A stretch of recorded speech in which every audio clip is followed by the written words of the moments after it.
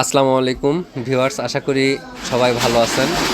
আজকে আমরা দেখাবো তোশিবা 452 মেশিনে C440 দেখাইলে কি করতে হবে।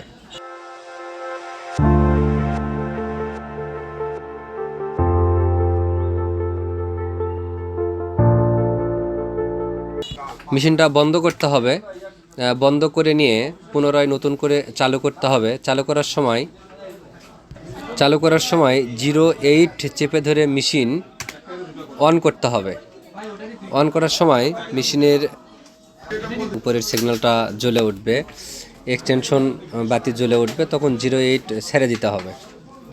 এতে ডি লেখাটা থাকবে, লেখাটাতে থাকার পরে ওখানে 400 বাটনটা তুলে স্টার্ট বাটনে চাপ দিতে হবে।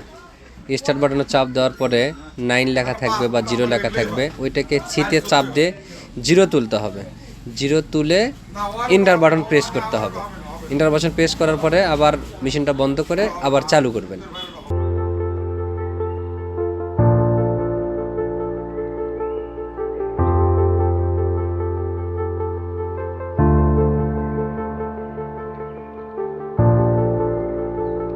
দেখবেন যে মেশিনটা রেডি হয়ে গেছে।